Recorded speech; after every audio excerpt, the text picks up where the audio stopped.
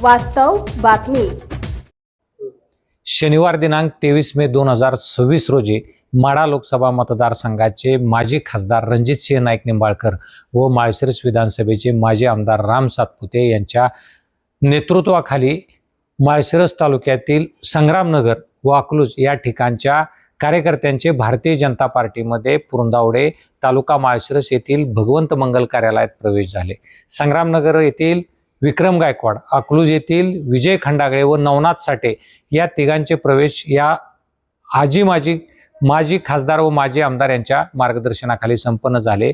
परंतु यांच्या प्रवेशानंतर झालेल्या सभेमध्ये बोलताना माजी आमदार राम सातपुते हे शक्तीपीठ महामार्गाबाबत काय म्हणाले आणि शक्तीपीठ महामार्गाबद्दल त्यांनी नेमकं काय सांगितलं ते आपण पाहूया। ते या तालुक्यात येणारीच येईल, परंतु इथल्या गोरगरिबाच्या लेकरानं आमच्याच कारखान्यात 6,000 रुपयाने सीझनला काम केलं पाहिजे, ही भूमिका इथल्या प्रस्थापितांची आहे। त्यामुळे इथं शक्तीपीठ झाला नाही पाहिजे अशा पद्धतीची त्या ठिकाणी भूमिका मांडायचं काम करताय। अरे तुमच्यासारखे 2-5 देवा भाऊ खिशात घालून फिरतात, इथं शक्तीपीठ होणार आणि या तालुक्यातल्या जनतेला त्या ठिकाणी त्यांच्या हक्काचं त्या ठिकाणी मोबदला जमिनीचा भेटेल हा विश्वास मी देतो। काल परवा कुठेतरी शक्तीपीठ होतोय त्या गावाला जाणार, अरे तू गेला नाही गेला तर इथं शक्तीपीठ होणार आहे। तुला विचारतो कोण की तुम्ही गावात जातात म्हणजे चांदापूरचा फोटो आला दादा, खासदार बसलेत आणि समोर फक्त 5च लोक होते, मी यांना विचारत कोणी नाही।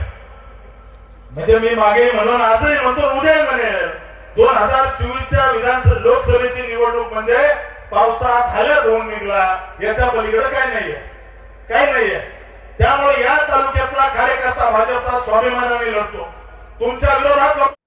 माजी आमदार राम सातपुते यांनी शक्तीपीठ महामार्ग हा कोणत्याही परिस्थितीत माळशिरस तालुक्यातून जाणार आणि माळशिरस तालुक्याला तो एक वरदान ठरणार आणि माळशिरस तालुक्याच्या विकासाला चालना मिळणार असं ठामपणे 23 मे 2026 रोजी पुरंदावडे येथील भाजप पक्ष प्रवेशाच्या वेळी सांगितलं। राम सातपुते यांनी शक्तीपीठ महामार्गाबाबत ठाम वक्तव्य केल्यानंतर राम सातपुते यांच्या वक्तव्याचा धागा पकडून माढा लोकसभा मतदारसंघाचे माजी खासदार रणजितसिंह नाईक निंबाळकर हे शक्तीपीठ महामार्गाबाबत काय म्हणाले ते पण आपण पाहूया। राम सातपुते साहेबांची भूमिका तीच रणजितसिंह नाईक निंबाळकरांची भूमिका आणि आमची भूमिका तीच जयाभाऊची, तीच देवेंद्रजींची। आमची भूमिका पक्षामध्ये वेगळी नसते।